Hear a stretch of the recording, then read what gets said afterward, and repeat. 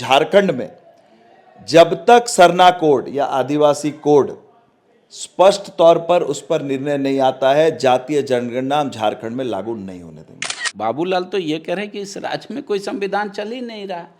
केंद्र ने कहा डीजीपी को रिटायर कीजिए, कह रहे नहीं करेंगे। तो बोले संविधान से नहीं चल रहा है अभी ये राज्य। जिस तरह से नैरेटिव, पॉलिटिकल नैरेटिव सेट करने का काम मीडिया के कुछ चैनल्स के द्वारा किया जा रहा है केंद्र सरकार के इशारे पर, तो संवैधानिक संस्थाओं की बात ये जितनी कम करे उतना बेहतर है। बीजेपी तो यही आरोप लगा रही है कि स्टेट या कंट्री लॉ एंड ऑर्डर के हिसाब से चल रहा है। आप लोग लॉ को हटा दिए हैं, ऑर्डर के हिसाब से चल रहे हैं। चुनाव की हार अब तक पचा नहीं पाए हैं। राज्य की जनता ने जो डिसाइसिव मैंडेट दिया है, उससे जो निराशा है, इससे उबर पाने का इनके पास एक भी मौका अब तक नहीं मिला है। इस राज्य में वैसे लोगों को मंत्री बना के रखे हुए हैं हेमंत जी अपने सरकार में, जो कहते संविधान बाद में आता है, पहले मेरे लिए शरीयत आता है। हेमंत सोरेन का जेएमएम अध्यक्ष बनते ही पार्टी में एक तुरंत से बदलाव देखने को मिला, क्योंकि पिछली बार जो कमेटी की विस्तार हुई थी उसमें काफ़ी वक्त लग गया था। इस बार हेमंत सोरेन जैसे ही विदेश से लौटे हैं, उन्होंने एक विस्तार कर दिया है। हालांकि ये प्रारंभिक तौर पे है, पर इसको विस्तार ही माना जाएगा। हमारे साथ जो कुणाल सारंगी जी हैं, इनको प्रवक्ता का जिम्मेदारी सौंपी गई है। पहले तो आपको बधाई हो कुणाल जी। बहुत बहुत धन्यवाद आपका। एक लंबे समय के बाद आपकी आवाज़ जो प्रखरता है, आपकी समझदारी है, वो पार्टी के हित में आप गूंजेंगे। लेकिन एक कमेटी में मिस्टेक हो गया है, या हम लोग उसको मिस्टेक सोच रहे हैं, वो ये है कि स्पीकर को भी आपने कार्यकारिणी का सदस्य बनाया, जबकि एक्टिव मेंबर स्पीकर नहीं रह सकते। तो क्या आप लोग स्पीकर बदलने वाले हैं, इसलिए ऐसा किया, या कोई बाय मिस्टेक है ये? जी देखिए, बिल्कुल भी ऐसा नहीं है कि स्पीकर बदलने जैसी कोई बात है। और ये अभी जो आपके माध्यम से ये संज्ञान में आया है मेरे, तो मैं निश्चित रूप से इस पर, मुझे लगता है पार्टी का केंद्रीय नेतृत्व विचार करेगा, और जो उचित है, जो भी कानूनी तौर पर सही है, जो संवैधानिक तौर पर सही है, वो निर्णय जरूर लिया जाएगा। बीजेपी तो यही आरोप लगा रही है कि स्टेट या कंट्री लॉ एंड ऑर्डर के हिसाब से चल रहा है। आप लोग लॉ को हटा दिए हैं, ऑर्डर के हिसाब से चल रहे हैं। पार्टी में भी आपको एग्जाम्पल दिया, फिर उसके बाद कहा कि इस राज्य में वैसे लोगों को मंत्री बना के रखे हुए हैं हेमंत जी अपने सरकार में, जो कहते संविधान बाद में आता है, पहले मेरे लिए शरीयत आता है। कहते हैं आपके सहयोगी कल रैली करने वाले हैं संविधान बचाओ।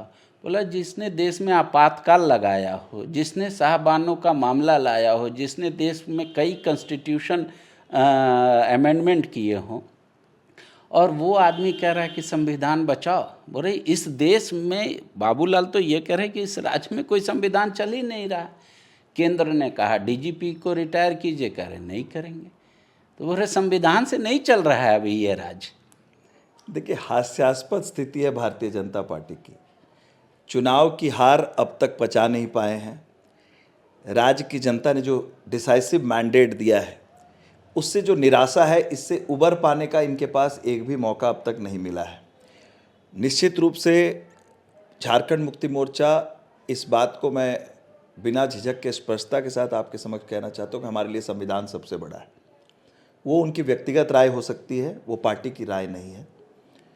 दूसरी बात है, जो आपने कहा कि संवैधानिक संस्थाओं के जो अधिकार हैं उनका पालन नहीं होना राज्य में, और आदरणीय नेता प्रतिपक्ष जी का कहना कि झारखंड में संविधान है ही नहीं। तो संविधान की बात करने वालों से मेरा एक छोटा सा सवाल होगा, आज भारत में आप जिस संस्था से आते हैं, मीडिया जो संस्था, जिसे चौथा स्तंभ कहा जाता है लोकतंत्र का, क्या उस स्तंभ की खड़े होने की भी स्थिति है? कई चैनल्स जो हैं आज, उनकी जो स्थिति है, मैं ये बिल्कुल जिम्मेदारी के साथ कहना चाहता हूँ, जिस तरह से नैरेटिव, पॉलिटिकल नैरेटिव सेट करने का काम मीडिया के कुछ चैनल्स के द्वारा किया जा रहा है केंद्र सरकार के इशारे पर, तो संवैधानिक संस्थाओं की बात ये जितनी कम करे उतना बेहतर है। क्या आपको लग रहा है फ्रीडम और एक्सप्रेशन खत्म हो गया? बिल्कुल खत्म हो चुका है। मीडिया को जो चैनल थोड़ा भी सच्चाई दिखाने का प्रयास करता है उसके साथ क्या बर्ताव केंद्र सरकार के इशारे पर किया जाता है किसी से छुपा नहीं है। और मैं तो स्पष्टता के साथ कहना चाहता हूं, झारखंड में जब तक सरना कोड या आदिवासी कोड स्पष्ट तौर पर उस पर निर्णय नहीं आता है, जातीय जनगणना हम झारखंड में लागू नहीं होने देंगे। बिल्कुल, वो तो बोल रहे सारे दल के लोग स्वागत कर रहे हैं, जातीय जनगणना हैं, लेकिन झारखंड में पहले ये स्थिति स्पष्ट हो कि यहां पर सरना धर्म, आदिवासी धर्म, जब धर्म की ही स्थिति यहां स्पष्ट नहीं कर रही है केंद्र सरकार, तो उसके अंतर्गत आने वाले जातियों की स्थिति कैसे स्पष्ट हो। बीजेपी कह रही है कि पूरे देश में एसटी के 1725 जातियां हैं। जातियों की बात नहीं कर और वो उन सब ने डिमांड नहीं किया है सरना धर्म अलग सरना, मैं बार बार कह रहा हूं सरना धर्म या आदिवासी धर्म, मैं दोनों बात कर रहा हूं। कई जगहों पर सरना नहीं है, लेकिन आदिवासी जरूरी नहीं है कि किसी एक धर्म जो संविधान में हम लोगों ने चिन्हित किया हुआ है अभी तक उसको पालन करते हो। अगर उन्होंने अलग धर्म कोड की मांग की है तो पहले उस पर स्पष्टता होनी चाहिए ताकि उसके अंतर्गत जाति की बात हो तब जातीय गणना हो। इसलिए उसके आधार पर ये परिसीमन कर भी झारखंड में आदिवासियों का हक मारना चाहते हैं। इसलिए तमाम चीजें लिंक्ड हैं और बिल्कुल जनता को अभी एक धार्मिक उन्माद के माहौल में धकेलने के लिए जातिगत जनगणना की मांग सबसे स्पष्टता के साथ हमारे मुख्यमंत्री ने की थी और पूरे विपक्ष के नेताओं ने की थी, जिससे मजबूर होकर जिस कैबिनेट से ये अप्रूव हो रहा है उसी कैबिनेट के कई मंत्रियों ने स्पष्टता के साथ उसका विरोध किया था कि हम किसी कीमत पर, नितिन गडकरी जी समेत कई मंत्री थे जिन्होंने स्पष्टता के साथ कहा था कि हम जातीय जनगणना नहीं होने देंगे।